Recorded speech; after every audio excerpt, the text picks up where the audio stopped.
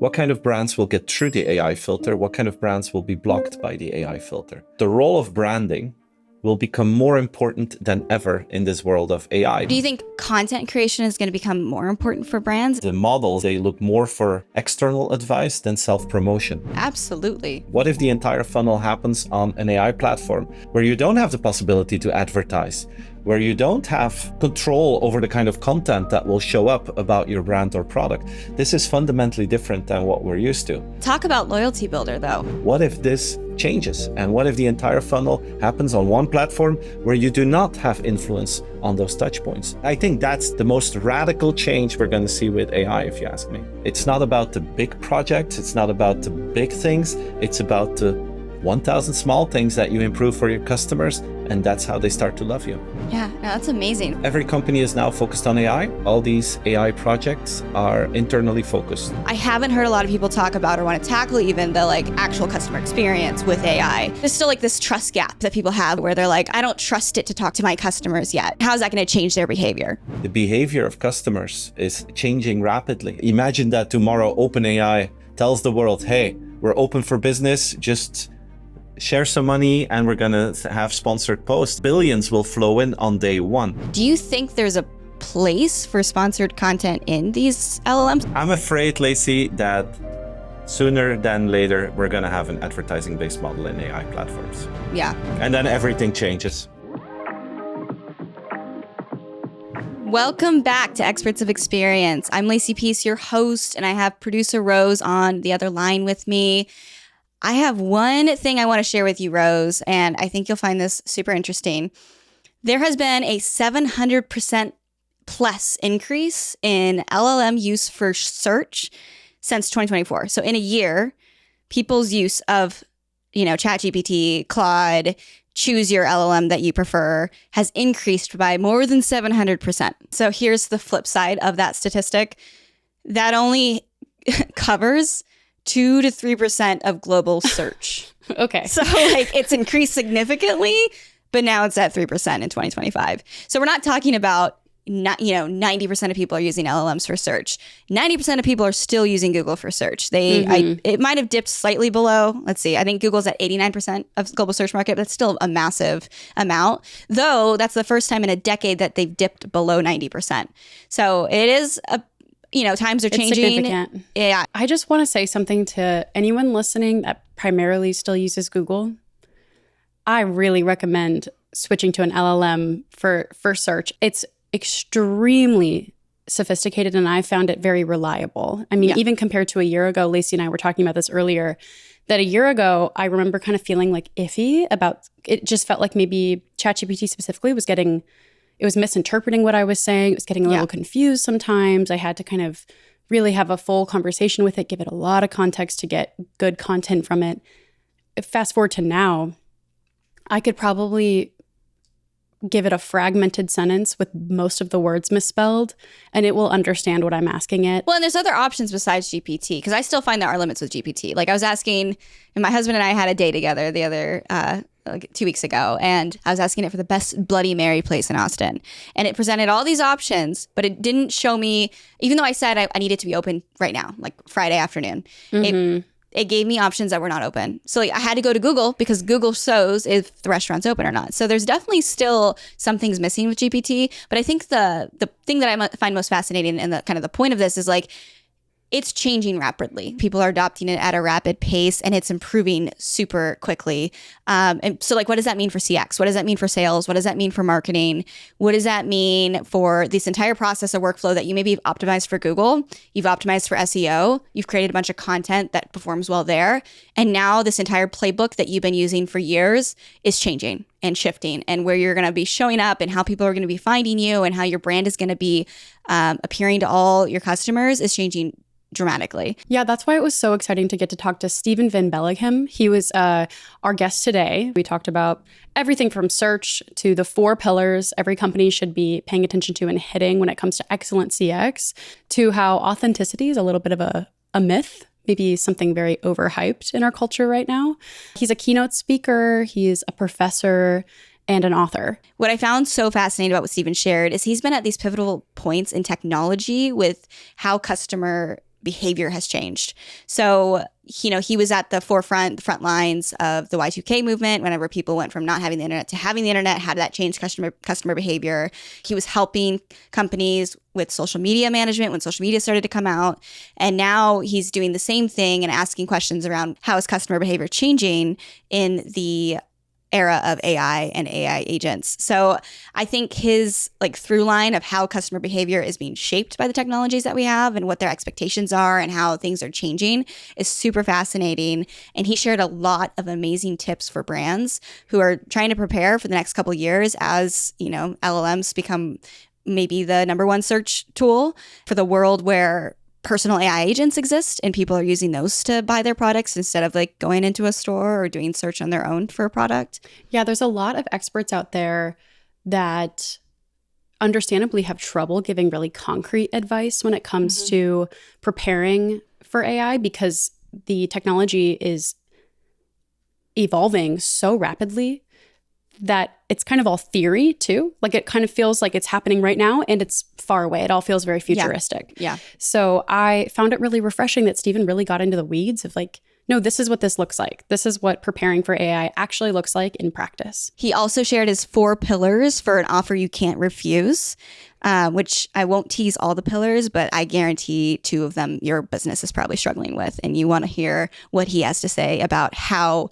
to embrace those pillars and incorporate them in your company culture. Before we let you guys get to the interview, please hit the like button, hit the subscribe button, head to Lacey's LinkedIn and just spam her comments section. Let her know exactly what questions you want answered.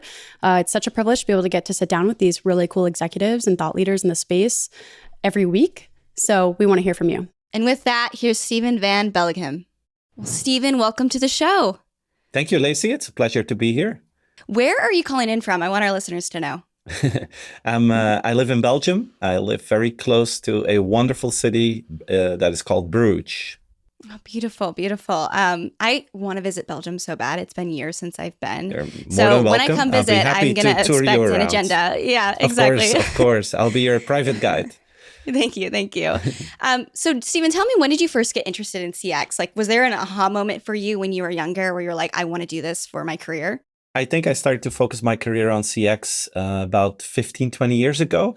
But when I do a deep dive in my personal history, I think I got that interest from my parents. My parents owned a small photography store in a very small town in Belgium. They had 3 people working for them, and I was always in that store. So I heard their conversations. We had lunch together when I came back from school. Looking back, I realized that they were always talking about their customers, always thinking about how can we do more? What special thing could we organize here? And for me, that was like a natural way of life. And they talked about that every single day, every time we were together. And it's only when I ended up in the real world that I discovered that most people aren't like my parents and that a great CX is actually something exceptional. But I think I got that interest from them and their entrepreneurship. And I'm still very thankful for that. Oh, I love that. Were you a photographer? Did you help with the business? Most of the time I was not. I studied economics, but when I was in university, my dad had a back surgery that didn't go well. So he was out for 3 to 5 months. And then I had to step in and take some pictures. Like in Belgium, you have the first communion and those kind of more Catholic kind of things. And then people take photo shoots of their kids. And that's when I stepped in to take some pictures of beautiful looking children ready for their communion. That was my first professional photographer experience. Also my last professional photographer experience. But I think I did well. My dad was happy with the result. Yeah, that's great. Well, and take me through then from this experience as a kid, witnessing your parents, seeing them be not only great CX leaders, but entrepreneurs. Where did you go from there? And kind of guide us to what you're doing right now. So I was very lucky with my parents to be part of their journey. I was also very lucky with my aunt, my dad's sister. She married a guy from California. And then my grandfather wanted to visit his daughter. And there was no one from the family who wanted to go along or who could arrange things with their job. So my parents said, why don't you take Stephen? And I was 13 then, and I spent 4 weeks in the Bay Area with my granddad and my aunt and uncle. And that I thought it was so cool. I really enjoyed it there so much that I came back to Belgium and I asked my parents if I could go back the next summer, but then without my grandpa, just by myself. and they let me go. And I spent about So when you were 14, you got to go to 14. California by yourself. Wow. By myself, yeah. I jumped on a plane, and my family was waiting for me on the other side of the ocean. And then I probably spent 8 or 9 summers between the age of 13 and 22 in California. And I got introduced to this whole Silicon Valley mindset and that enthusiasm and that looking to the future in a positive way mindset. And I got really into all that. So in the meantime, I was studying applied economics in Belgium, but I started to do summer schools in UC Berkeley while I was in California. Nice. And there I did Amazing. marketing and high-tech marketing. That's how I got my interest in both the technology and customer experience. I graduated, started in a business school in Belgium, the Vlerick Business School, where I was a researcher. I'm still a part-time marketing professor now in that business school. A few days a year I teach there. And then I went into marketing research. So I started to study consumer behavior linked to the internet. We're talking early 2000s now. Yep. So how does buying behavior change? How do people build their perception because of the arrival of websites and all that? Mm-hmm. Did that for 12 years. I was a partner in that firm, became a co-owner. And about 10 years later, I had a story around social media and how people use social media and how you could increase your customer experience through social media. And after a presentation at a Microsoft event, someone asked me, why don't you write a book about this? Because this is a really cool story. And that's what I did in the summer of 2009, wrote a book. In Europe, that became quite a hit. And that, resulted in becoming part in the speaker circuit. I enjoyed that. I wrote a second book. I stopped my career at the market research company, became a full-time speaker and author, realizing that my focus would be on inspiring companies to make their customers more happy. Then we started another company together with a friend called Nextworks. And our goal with Nextworks is to prepare companies for the day after tomorrow. And we do that by organizing inspiration tours, learning journeys. So we take entrepreneurs, mainly from Europe, to Silicon Valley, New York, Boston, Shanghai, Singapore, to do a deep dive into the innovation that is happening in those cities so that they can bring those learnings back to their organization. And in the past few years, that's been a little bit my journey, really focusing on this inspiration, my core customer experience. So I do keynotes, I write a lot of books. We have Nextworks, I invest in companies that are linked to customer experience. And I hope that I can continue this journey for a few more years because I really enjoy it. Yeah, no, that's amazing. What a cool story and lots of different connection points there. What I find really fascinating is you've been at these pivot points. You witnessed the change from consumer behavior when the internet came about, when social media started to grow. And so now we're kind of at another pivot point with AI agents. So I just kind of want to get a sense of what you're thinking around that change and where your head's at with AI. Yeah, perfect. Happy to talk about that. And that's, by the way, a very nice way to say that I'm pretty old in the meantime. That I went through all these I mean it so lovingly. Yeah. In general, of course, every company is now focused on AI. I meet a lot of companies and usually they do presentations before or after I do a talk. And then I see their list of AI projects. Every company has them. But what I see is that 90 to 95% of all these AI projects are internally focused. It's mainly about the increase in productivity, the increase in efficiency, which makes a lot of sense because there's a lot to be gained there. But there's also the forgotten side of AI is my feeling. And that's everything linked to customers. And that's where I try to focus on because I'm convinced while companies are really focusing to improve their own productivity, the behavior of customers is changing rapidly. Just look at the way how people search today if they want to buy a new product. A lot of people don't go to Google anymore. A lot of people start their search on platforms like ChatGPT, where you have a conversation with a platform. It's advising you what to buy or not to buy. You have additional questions. It's like having a conversation with an expert salesperson that doesn't have a time limit for you. You can just talk with that system for hours. You can come back the next day if your wife or your partner has some extra requests, and you keep on going until you know, okay, this is what I want to buy. Now, imagine that agents will work as we hope they will work in the near future. Then you're not just going to inform yourself on these platforms, but you're also actually going to do the purchase or ask the system to make a purchase for you. And I find this really fascinating because this is a fundamental change in how people go through a sales funnel. A lot of companies still think in sales funnels. We have to build awareness and then interest all the way down to conversion, which is fine. But that was how we were trained before. But what if the entire funnel happens on one platform? What if the entire funnel happens on an AI platform where you don't have the possibility to advertise, where you don't have control over the kind of content that will show up about your brand or product? This is fundamentally different than what we're used to. We're used to having all these touch points, making sure that we communicate at the right moment, at the right time. And then hopefully, if we do the right things, people will buy our product. But we can influence each touch point. We can do something ourselves on each of these touch points.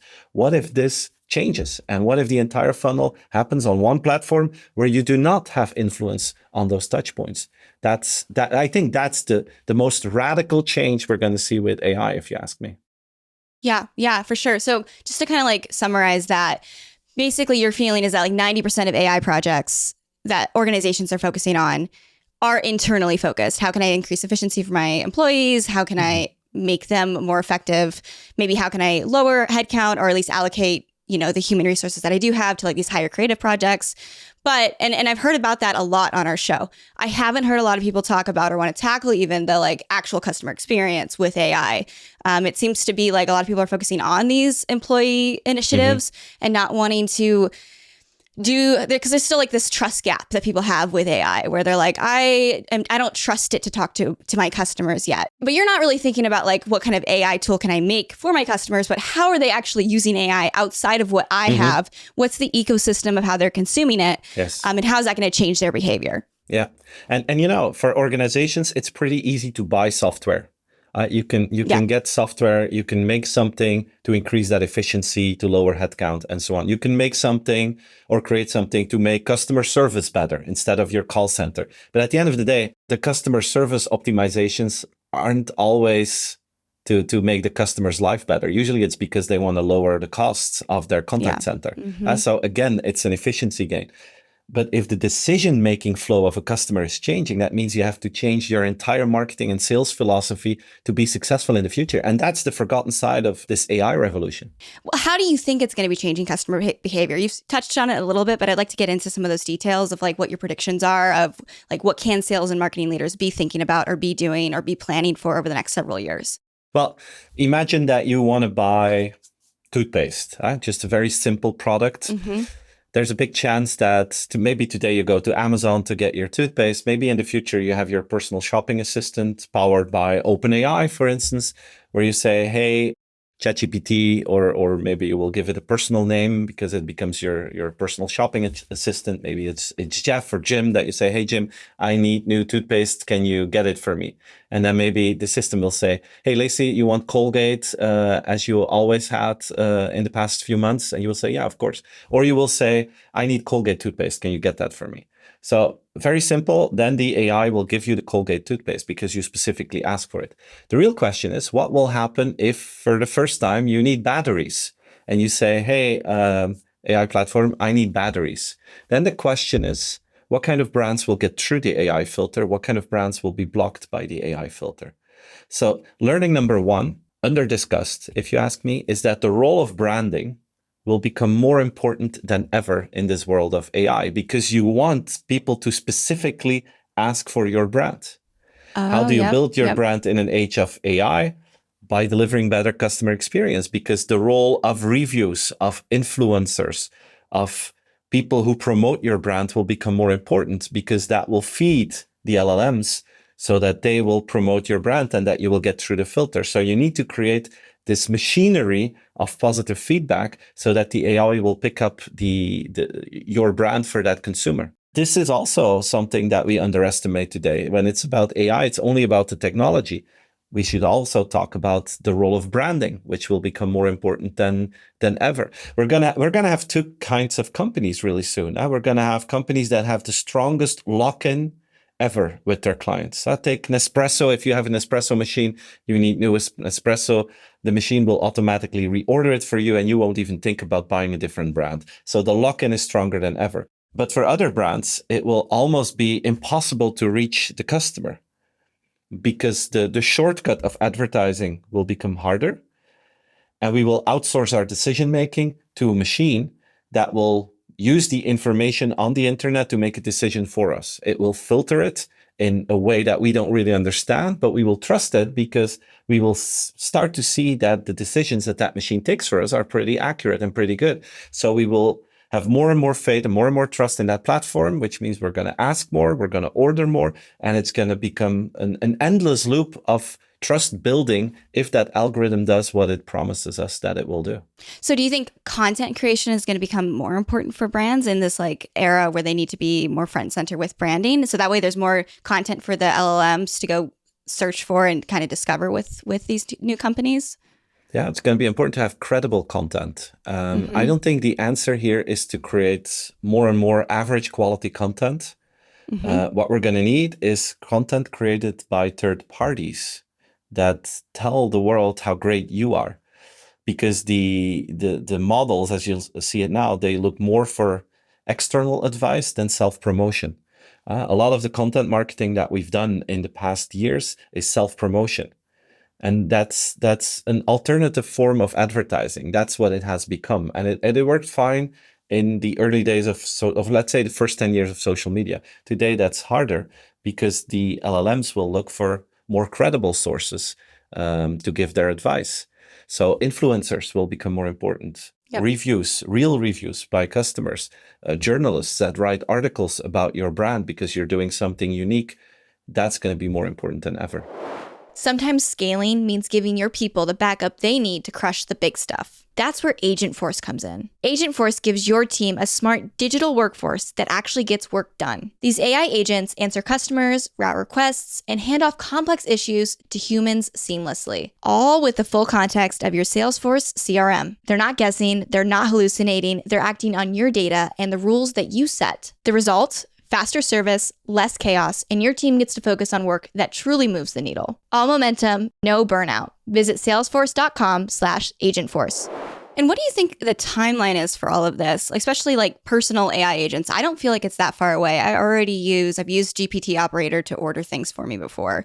So I don't think it's that far away that we've got our own personalized AI assistants that are doing most of the shopping for us, deciding what to buy, when to buy it, when, what you might need, how you might like it. Maybe there's like some specifications I can give it of like, I really like organic food. I really like this kind of stuff. And it just knows, okay, cool, this brand matches those priorities that you have.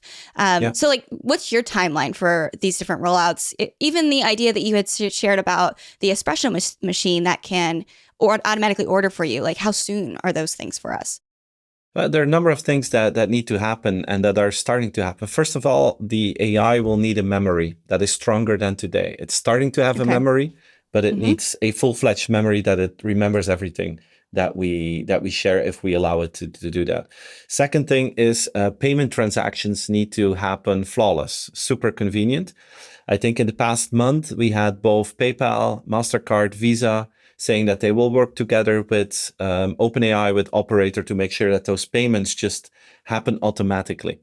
And then we're going to have an offering of other companies that step into this to facilitate it, to make sure that Nespresso works together with the platform so that it all happens in a flawless way.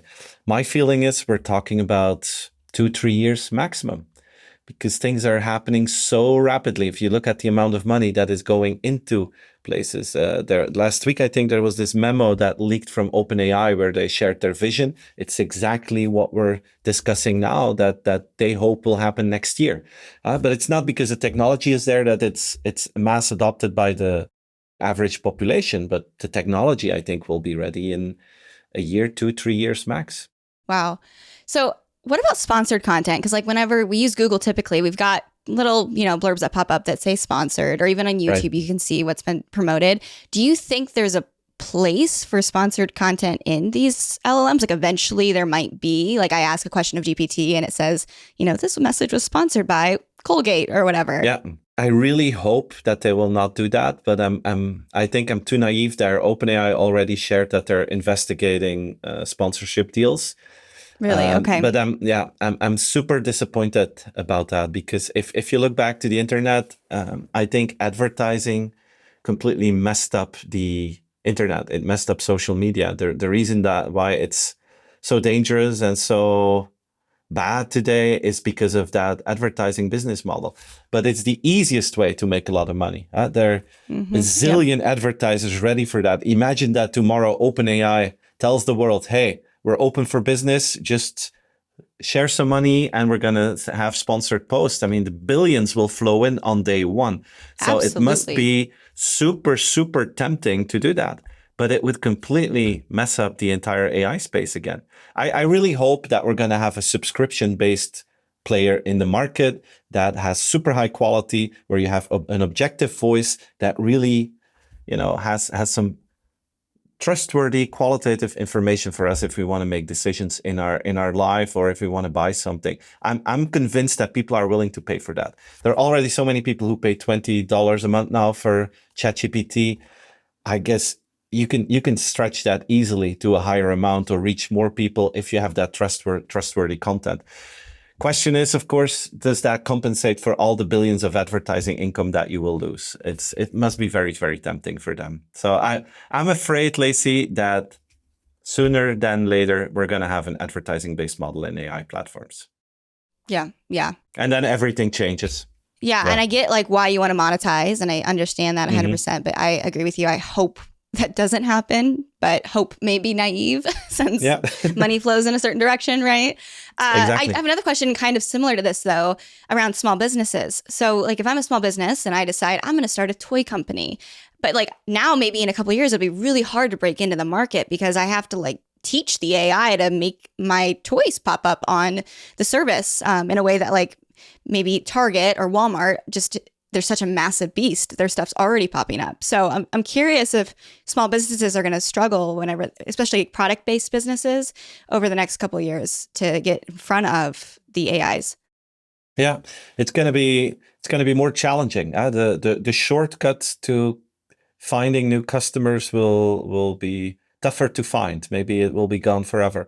It's going to lead to an interesting discussion. Efficiency versus experience. Yeah. If you look at businesses today, most of them are more into or putting more effort into efficiency than into experience. Look at airports. Most of the airports in the world look exactly the same. Look at fast food places. They almost look exactly the same. Take away the logos and you don't see the difference. So a lot of the things that we use every single day are super focused on efficiency over experience. I think if you start a new business, you need to turn that around and put more weight on the experience, less on the efficiency.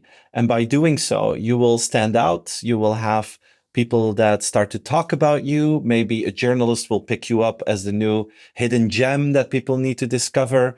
And by doing so, you create content. And then people could say, hey, what are new cool places for toys? I need an original gift for my little girl. And then you will pop up in that system. But you need to do it differently than how people used to start a business in the past. Yeah, that makes total sense. I went to a toys store, 'cause again, I have a 3-year-old son, a couple weeks ago. That was just amazing. Like you can get lost in this store. The people were so sweet and nice. And there's toys I had never seen before and classic toys that you're like, oh, I haven't seen that in years. So there definitely will still be that desire to go out, go buy something, go experience in a store, you know, something that is organic and interesting. So I definitely agree with you there. One thing that we know for sure is that people love shopping. Yeah. A lot of retailers are suffering, but that has a lot to do with the price pressure because of e-commerce. But in general, I mean, if you're in the streets of any major city, stores are very successful. People love to spend time there, love to make it a family day out. So it's not that we were not that we will stop going to stores. We thought that would happen with e-commerce, did not happen. Same with AI. It's not because we have this AI platform that we will not go to some beautiful stores in a wonderful city. Yeah, absolutely. Absolutely. Which brings me to kind of another side of this equation, right? When we talk about customer experience and customer service, if let's say 90% of things can be handled by AI, eventually maybe even 99% of things can be handled by AI, there's still going to be the 1% like something went wrong. I need help. I need to speak to a human. So what is that experience with an actual human going to look like in the future? Like, let's say I did order something online and I didn't get what I needed, or it came broken, and I can't get that solved with whatever chatbot or AI agent that I'm working with. So I get on the phone or on a chat with a human. What type of humans are we hiring at that point? And like, what skills will matter the most for those people? Yeah, I love that question. I follow your reasoning for 100%. 99% of the interactions will be online. We focus on efficiency. 1% when it's emotional, when it's super complex, when we're stuck, when a lot of money is involved, we may look for the comfort of a human. That means that human will have to focus more on the emotional part of the conversation. Maybe the problem of that human is not so difficult to solve, but the fact that they want to talk to a human means that they're looking for emotion. It means that they go for experience over efficiency. You will have humans that are available for an unlimited amount of time. Today in customer service, they try to limit the time because another person is waiting. If 99% of the interactions are done digitally, it means the humans you have left have unlimited amounts of time. Probably the channel is going to be very diverse. Maybe you would like someone to come to the comfort of your own house. Maybe a phone call is not enough. Maybe other people would like to have a video chat, but we can let the customer decide for the channel. So it's going to be completely different. And basically all KPIs that we used to have in contact centers, like efficiency, time spent on a call, and so on, we can just put them aside and just ask for one new KPI. How did you make someone feel after this conversation? And basically the goal is that people feel understood and heard and helped, and that someone actually took the time to listen to their problem. That's the only KPI that is relevant at that moment when they want to talk to a human. Make sure that they have a feel-good moment because of that. How would you measure that? Is that like a form after someone's had an experience, or is there maybe a place for AI to sort of analyze voice and tone and see if they're having a good experience? If you want to measure it, I think you can just ask. I still have the question that they used at Zappos. I know this is a traditional cliche answer, but when people call to the Zappos contact center after the call, they didn't ask, would you recommend, or how satisfied are you? They said, if you would be the boss of a company, would you hire the person that just talked to you? Oh, I love that. I love That's that great. question, because that tells you a lot more than, I was satisfied. Yep. Because satisfaction is not enough if they specifically want to go to a human. Yep. No, that's great. Well, and speaking of metrics, I like to ask this question of everyone that we talk to about KPIs, standard CX KPIs. How many of, which ones do you think are still going to be relevant in a couple of years, or which ones won't matter? And what new KPIs will we be looking at across the board, not just in contact centers? In general, what AI will do is create, or should do, is create the ultimate convenience. So if agents do things, if we have unlimited availability for help, it's the extreme form of convenience. So we can measure the effort score, and it should be close to zero in terms of effort for a customer. I think that one is very relevant to measure that specific part of AI's value. The other one is about the power of the brand. So to what extent do you see brand love? To what extent do you see brand promotership? Is a crucial one, because you want people to actively promote your brand. And I think those two will give you plenty of information. If you add an open field under that and say, what can we do better? What are tips that you have for us? And you do an analysis on that, I think that should be plenty of information to improve everything. Yeah, no, that's great. So switching gears a little bit, you had written up a structure called the offer you can't refuse, and it's 4 pillars. And I would love for you to share what those 4 pillars are with the audience. Of course. So if you want to create an offer you can't refuse for your customers, they expect a good product and good service. It's the bottom. They expect convenience. They want things to be easy. That's number 2. And those two together are no longer differentiators. Those are like a minimum demand. People expect a good product and that they can buy it in a convenient way. Then you have 2 more that are differentiators. One is what I call partner in life. That's about how to create positive change in the life of your customers. How can you be valuable in their life? And the 4th one is, how can you create positive change for the world? How can you use the strength of your company to add value to society? That's number 4. And if you bring those 4 together, good product service, convenience, partner in life, adding value to society, then you have what I call an offer you can't refuse for a customer. Can you give some examples of companies that have done this super well? There are not that many that do all of this super well. Maybe not everyone will agree with me, but a company like Nike is I think, a good example. They have their cool products, good service, their website works well, their stores are very conveniently organized. Partner in life, their partner in sports. Everyone can be an athlete. If you look to the apps that they develop, the content that they share, the technology that they created to help you with your workouts, they're really a partner in your healthy lifestyle. And they're adding value to society on the one hand by making sure that people have a healthier life, which is value to society. They promote women in sports, for instance. If you think about their last ad during the Super Bowl, I thought that was super, super impressive, where they put conversations on the table that are sometimes hard to have, but are really valuable to have. And they have the guts to do these things. So they work on each four of these pillars to make a difference. Yeah. Oh, that's great. Which pillar do you think most companies struggle with? Is there like a standard of the four that you think people struggle with, or is it all four that people are having a hard time with? Now, I think companies spend less or the least amount of time on partner in life. Everyone's working on their product. Everyone knows that convenience is important. They don't always succeed in it, but at least it's on the agenda. But those two are transactional. They're rational, right? It's about making sure that people can buy your product in an easy way. That's a rational part of the relationship. Most of the energy goes into that. Adding value to society. I mean, there's so many regulations, especially in Europe around, for instance, sustainability, that companies have to invest in it. So they're communicating about it. So they're trying to make a difference there. Most of them are not succeeding, in my opinion, to link that back to their strength and to their business so that customers see the value of that, but they're investing in it. The partner in life thing is a forgotten side.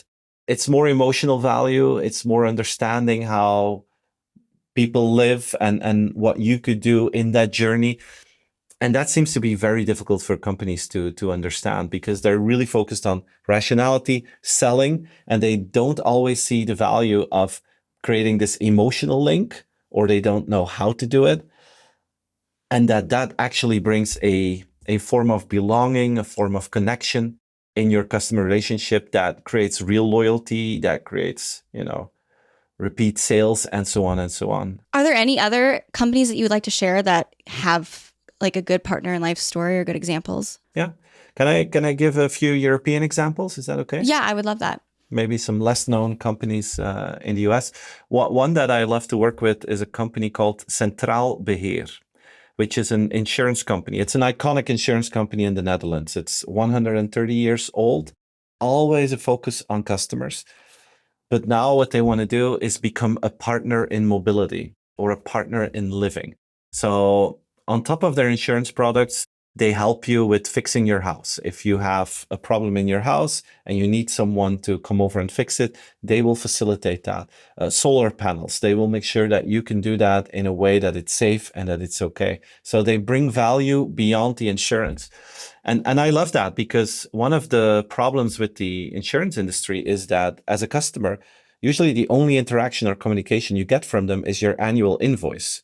Next to that, I mean, it's radio silence. If you don't have a claim, that's the only communication you get. They want to go beyond that billing relationship and really add value in the day-to-day life. Another one that they have that I really like is linked to their car insurance. They found out that a lot of people sometimes have a little dent in their car or a tiny little scratch, and then it's so small that they don't want to go to their insurance company, or they don't want to waste time or money on it. So after a while, your once beautiful looking car is now less beautiful because you have a dent here and there. They organize, they call it the little dent days in the Netherlands, and then their customers can go with their car, and for free they fix up to 3 little scratches or 3 little dents, because you're their client, and they give you a snack. There's their company band is playing. Yeah, and the cool thing is everyone who welcomes you and does, the whole event, they're all employees of that company. It's not some event agency. And it's not the sales or service people. It's actually people who are working in the back office that are then invited to help customers and to meet customers in real life. So, it brings value beyond the product. It's feel good. It creates a culture of empathy because everyone is involved. And, they have plenty of those stories. And I just love it how they do that. Talk about loyalty builder, though. Like if I had an insurance company that did that had a dent day, and I got to meet them, and I got to put faces with names and kind of like have some laughs, have some giggles, have some snacks with people. I mean, I'm never going to change from that insurance company. No, exactly. And they do you a favor by making your car look good again without additional cost. Yeah, that's just so thoughtful. I mean, how does a company go change their culture to kind of embrace that mindset? Because so many companies, especially in the US, have this embedded mindset of profit, just get something built, make sure it's good, get it out there. That those first 2 points of have a good product, make it convenient, right? How do we get people to sort of flip the narrative, think a little bit differently, and get to those other 2 pillars that you've talked about? Well, I was this insurance company that I talked about. I was there at that moment. It was about 5 or 6 years ago. They invited me to give a talk to their entire team. And before me, their CEO spoke, and he came on stage and he said, "Guys, I'm super disappointed. This is our net promoter score here, and it's 7, which makes us the most successful one in the insurance company, because typically insurance companies have a very bad net promoter score." Yep. So they were best in class. But he said, this is terrible. We're the best of the worst. So what I want is I want to have a score that is as high as the most successful theme park here in the Netherlands, which is called the Efteling. They had a net promoter score of plus 50. He says, I want to have that as well. Wow. And I looked at that audience. So you have to imagine, there were like 3,000 people sitting there. And I saw half of the room thinking, he's crazy. He's not fit for the job. We're an insurance company. We're not in a theme park. The other half was super excited because they understood if we want to achieve that goal. I mean, he didn't say we need to go from 7 to 15. He said, I want to go to 50. So if we want to achieve that goal, we radically have to rethink the way that we go to market. We will have to rethink everything. And they became super excited. And they just started, that group of enthusiasts, they started and they looked at every journey. They started to change things, just small improvements. And now we're 5 or 6 years further in time, and they actually have a net promoter score that is higher than 50. And if you ask their CEO, how did you do it?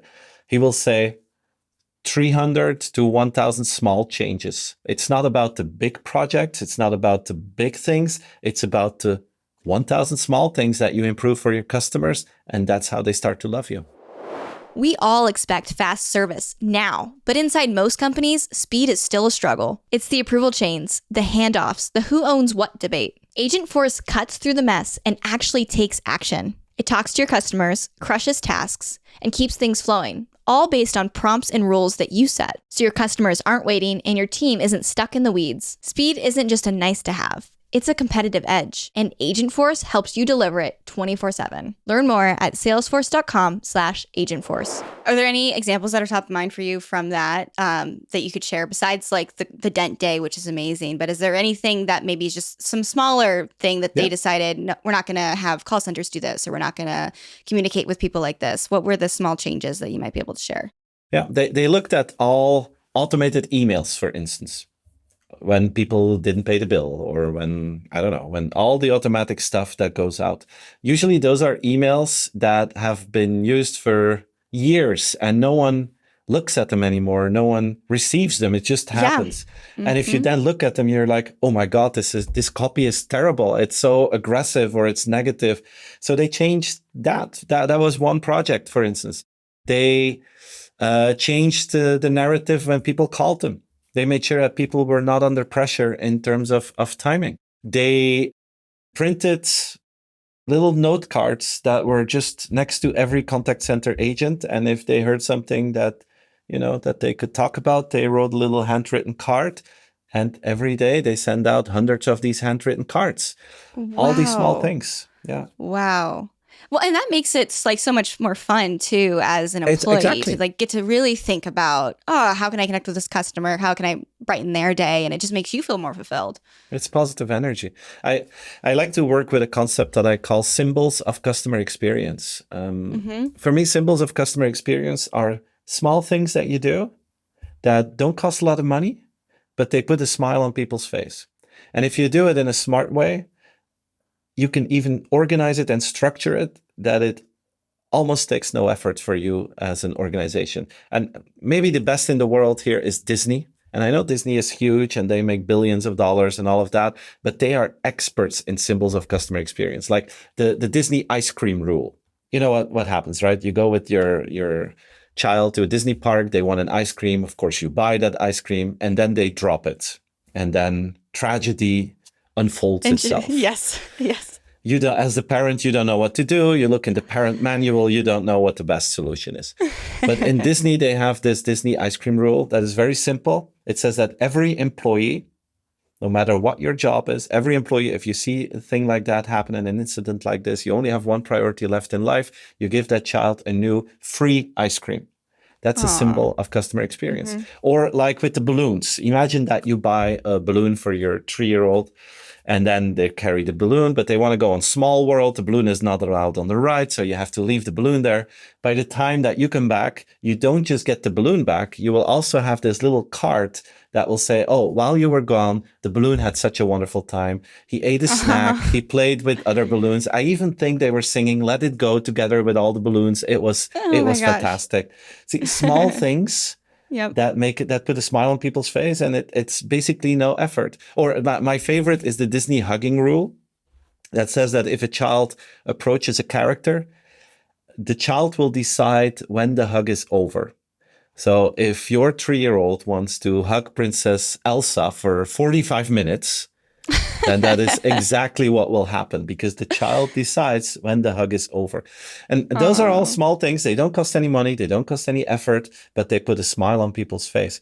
And I invite every company to think about their own symbols of customer experience. What are your symbols of customer experience? And if you don't have them, create them, structure it, and you will be surprised what the impact is of those very small, organized measures. Yeah. Oh, those are so good. Those are so good. Well, speaking of Disney, this is a great segue to something that you shared with me on last time we chatted, was about authenticity, right? And you used Disney as an example, but you have I'd say strong, correct me if I'm wrong, strong opinion about authenticity, that authenticity is overrated. So tell me a bit about that and why you feel that way.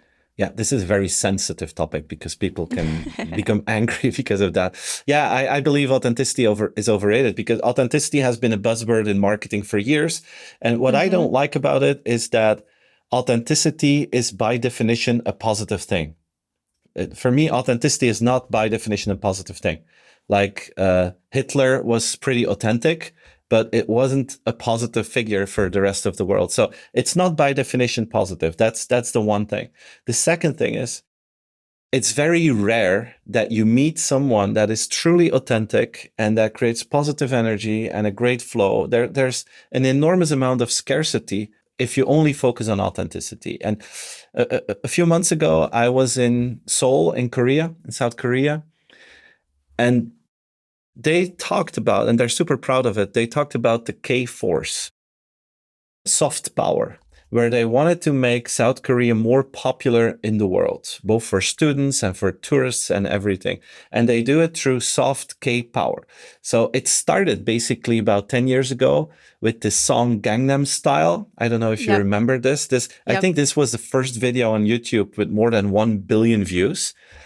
And this went all around the world. And then they were like, ooh, this seems to work. We have this songwriter, he has a song, and everyone's now singing in Korean. We need to do something with this. And then they start to organize it. So basically, they looked for people that were good looking, that could dance a little bit, that could sing. They trained them in specifically designed dance studios, and then they made bands out of this. Like TBS is a good example of that. Super popular, but not authentic. They were artificially created. A huge, huge success, not just in Korea, but like Coldplay had a song with them because they understood their popularity. They have Squid Game. which is one of the most popular shows on Netflix. The Masked Singer is created in Korea. All of these are examples of artificially created experiences that a lot of people in the world actually love, but are not authentic. And if you think about it, or I was thinking about it, some of the most successful customer experience things that can happen to you are usually artificially created. Take a Disney park. There's nothing authentic about the Disney park, but it's super, super successful. Take a Coldplay concert. You need to take a day off to buy tickets for their concert. It's not authentic. It's a very well-defined, professionally created show that is state of the art. And because it's not authentic, it's so good. If they would let Chris Martin just be authentic with his band, but no fireworks, no lights, it would be super, super, not boring, but it wouldn't be the same impact that it has now. Absolutely, yeah. So because of that, I think authenticity is overrated. It's good if you can have it, but it's so scarce that it hardly ever happens, that I believe companies should focus more on artificially created experiences, because a lot of people seem to like that. Yeah. Well, and that kind of ties back to the CX like rules that you had shared that Disney has, right? You know, you got to hug until the kid wants to let go. That's artificial because it was something that was told to the employee to do. But it creates an authentic experience for the person. Like whether or not that was authentic, I authentically am experiencing it. Yeah. And it's consistent. And you could say, yeah, but that's so obvious, Stephen, that you tell them to give them a new free ice cream. But it's not, because if you don't explicitly tell your team that, a lot of people will be afraid to give a free ice cream to a client, because you're actually giving away money from your employer to a customer, and the customer made the mistake. So a lot of people will be afraid to do it. So if you let things authentically happen, half of your team will give a free ice cream, the other half will not, which is super confusing for a customer. Yep. Yeah, for sure. Rose, do you have any questions before I go on? I do, yes. Yay. Authenticity is one of those buzzwords that you hear all the time. So, and this may be like an oversimplified question, but what word would you replace? If you could remove authenticity from the zeitgeist in reference to CX, what word would you want to replace it with? Consistency. I think customers value consistency of positive consistency much more than authenticity.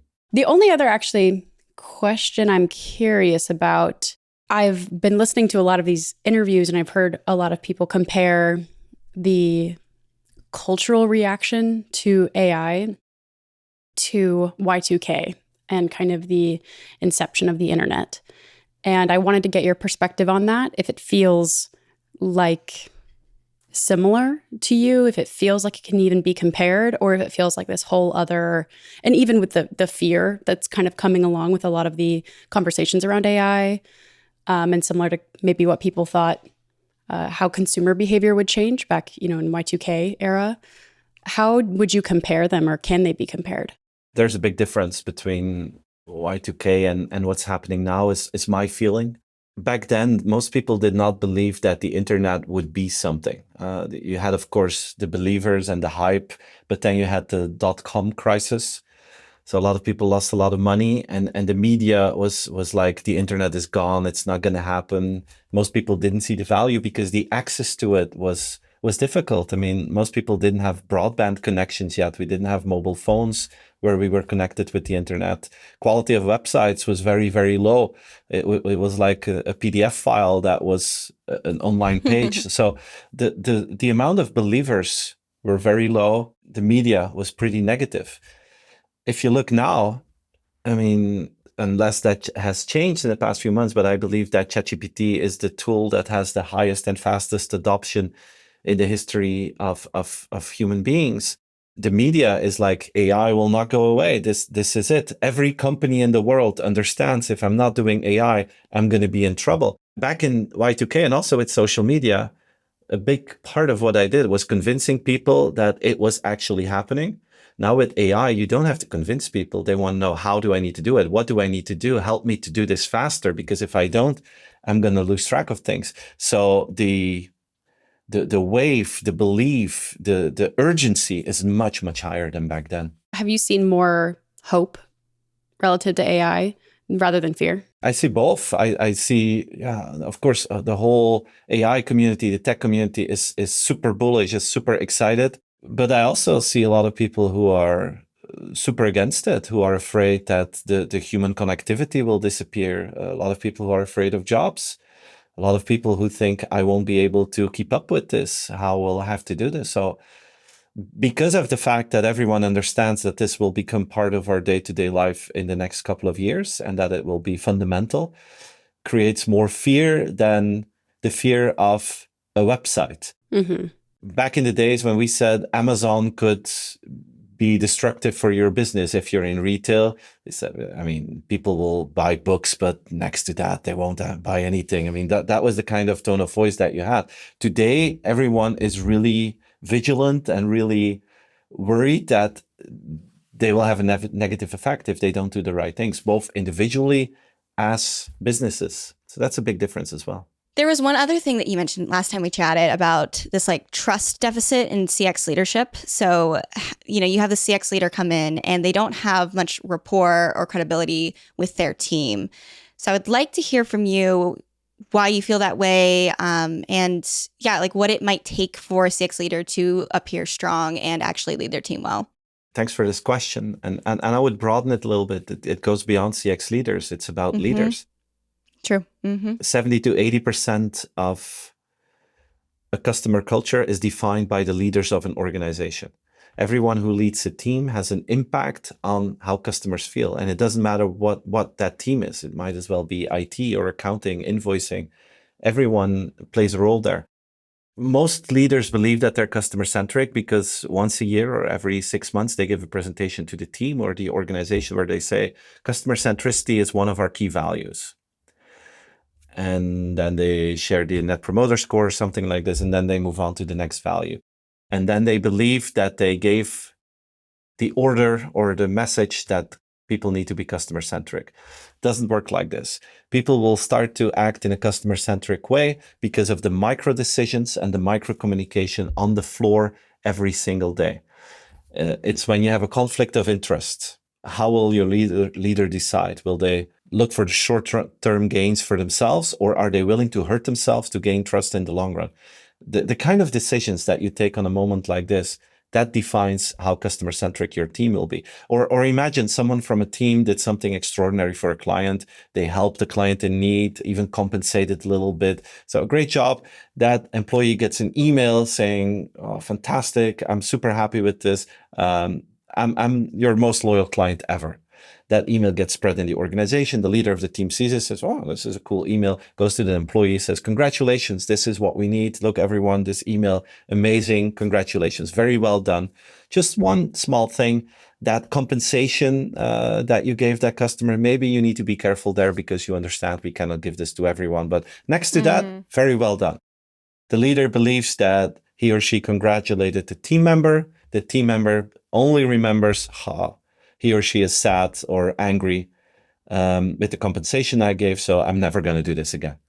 And leaders need to be very aware of that micro communication and micro decision, because if someone from the team has to choose between having an angry customer or an angry boss, they will always prefer an angry customer over an angry boss, because an angry customer is annoying. If they're really angry, you never see them again. An angry boss is dangerous. They stick around and they can have a big influence on the future of your life. So there's no doubt in the employee's mind, if they are afraid that the boss will be angry at them for a certain decision, they will never do it. So the consistency in micro communication and micro decision making is crucial for customer happiness.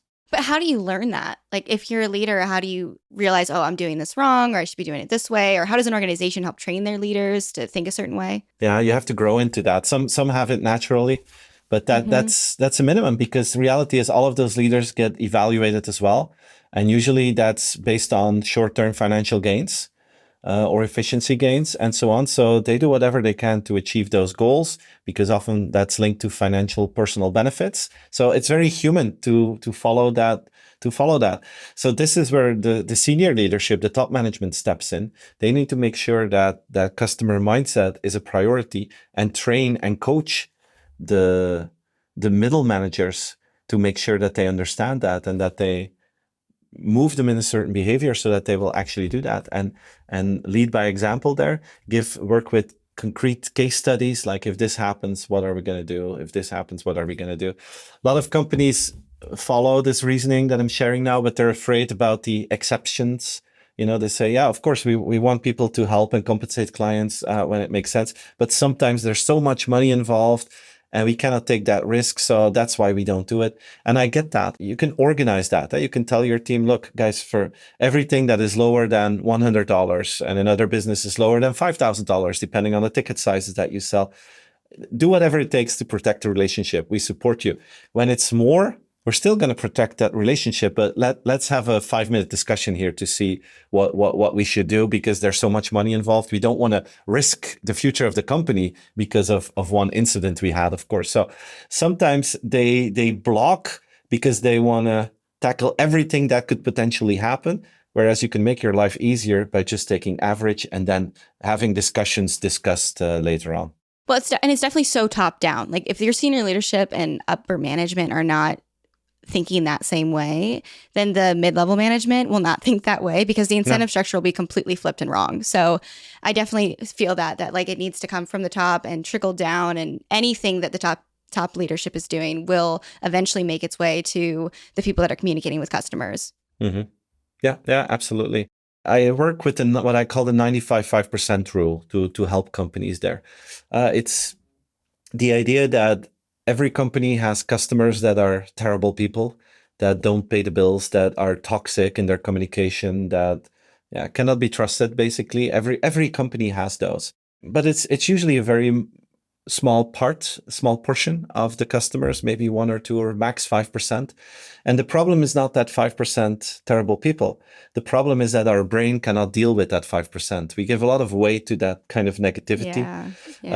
We talk about that with each other and so on. And after a while, you start to think that the 5% equals the average customer. And then something typically human happens. You want to protect yourself against the 5%.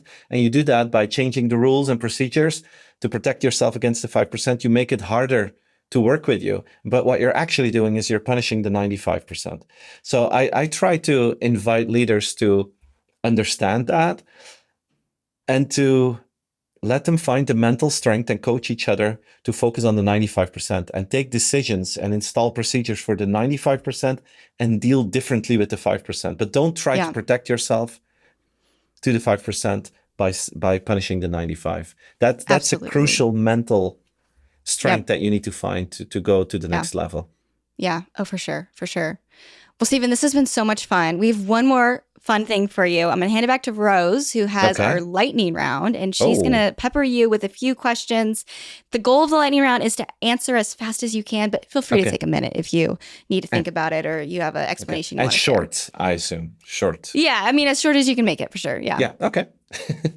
Okay, Rose, I'm ready for you. All right, awesome. So our first lightning round question is, what's an everyday customer experience you personally love, something that always puts a smile on your face as a customer? Enthusiasm. I love it when you feel the enthusiasm of someone who works somewhere, of their own business. And because the cool thing is, people can transfer positive energy. And if I can feel positive energy, that's what I love.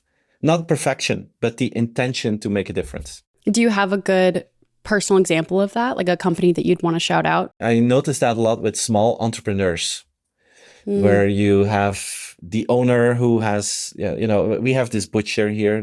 They're also friends of mine, but they have the best quality meat in a wide district, and I'm super happy that I have them in my life. But every time when I go into their shop, they're like, "Oh, Stephen, we have something new. You want to try it? And I'm sure you're gonna love this. This is a recipe that could work well." And then I'm like the easiest customer in the world, and I'm like, "Hey, Dominic, his name is Dominic. Dominic, you know what I'm going to say. Just add it to my list. I want to try it." But if they are enthusiastic and they come with special things for me, I'm such an easy victim for all that. Yeah, personal connection is a hard thing to say no to as a customer if you feel seen like that. Yeah, it's I a love good that. one.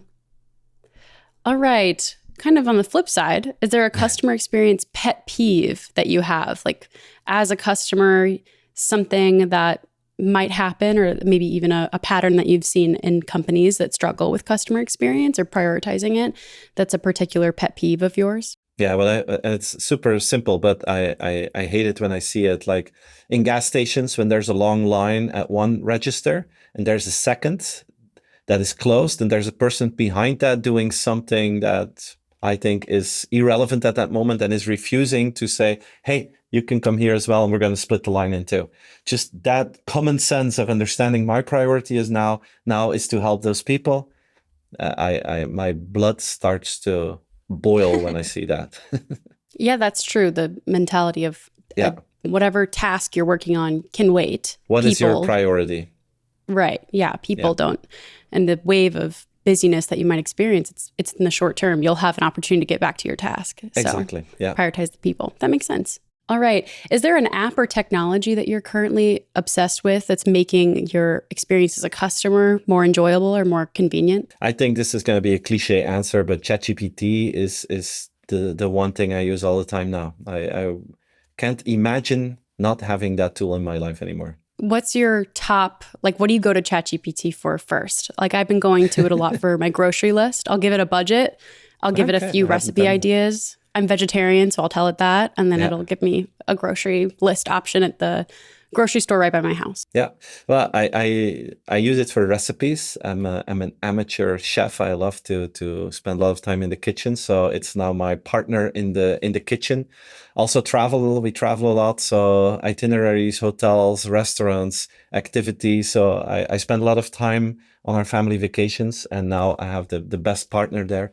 And also professionally. So like every day I ask for the latest news in my area of expertise. It's easier, faster, better than me spending hours on Google going through links, going through news articles. I get it on a plate in front of me. So it's super, super convenient. That's a good one. I should do that every morning, just kind of within your sector, just say what's going on. What do I need to know? What do I need to know? Yeah. Who is someone in business or beyond that inspires your approach to be constantly focused on customer-centric innovation? I'm a big fan of Brian Chesky.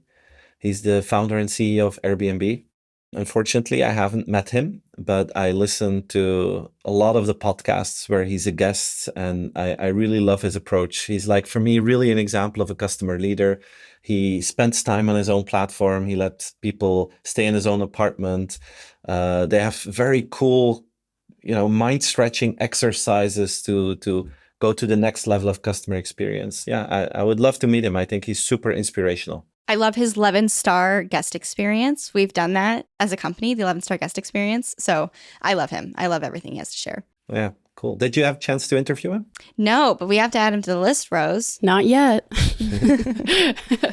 We'll add him to the list for sure. Yeah. All right, last lightning round question. Okay. If you had to describe the future of customer experience in just one word or phrase, what would it be? Very simple. People want to be heard, helped, and seen. And the conversation is way too often about the tools and the technology, but in the essence, and this is a crazy thing. In the beginning, Lacey and me, we talked a lot about AI, and it feels like everything is changing, but at the same time, nothing is changing. The tools are changing, the platforms, but at the core, people want to be seen, heard, and helped. And if you figure out a way how to do that, even without AI, you're going to be good. That's what people want. And it's so simple, but a lot of companies fail in doing it.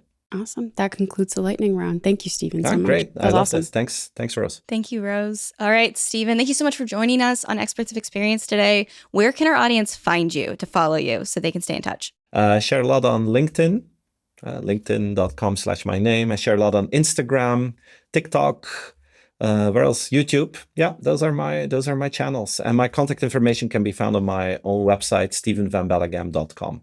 Awesome. We'll drop all those links in the show notes for anyone that's curious to follow Stephen. Yeah.